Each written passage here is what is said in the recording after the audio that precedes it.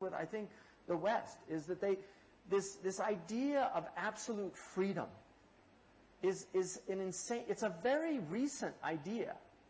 Like, nobody 50 years ago would have any problem with censoring pornography. But the norms of our culture have changed so much, and people have been brainwashed into thinking that these things are related to freedoms, that people have freedom. Freedom for what? Freedom to destroy families, freedom to exploit broken women and men, freedom to entice people into a habit that will lead to pedophilia. And it's a gateway. It's like, just as marijuana and certain drugs, for some people, not for all people, for some people are a gateway into harder drugs. They're a gateway into harder drugs.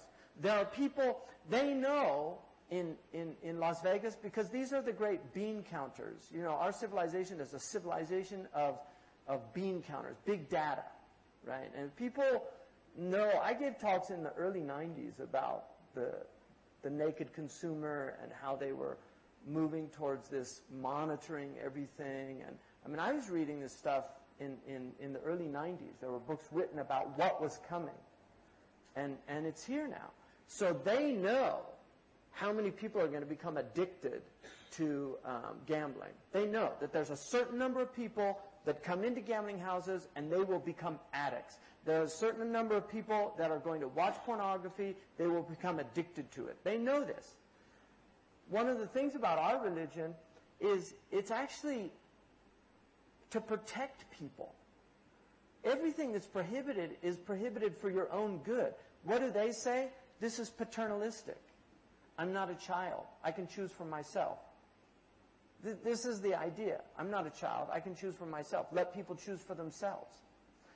But is it really a choice when you are exposed constantly to these mughriyat, to these temptations, from the time you're really now a little kid, being exposed to these things, when you're bombarded with images? Is that really a choice? I mean, this is a question that we have to ask ourselves. Are these really choices? Or are they thrust upon us? Because you can't go to a grocery store in the West now without being exposed to pornography. Some level of pornography.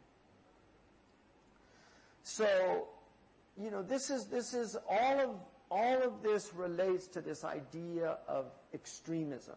We are an extreme species. And this is where human beings are really, really stupid, because we just completely deny reality, the reality of our nature. We're extreme, you know, in America, we're extreme in sports. We have what's called extreme sports, where people do the most insane things. And many of them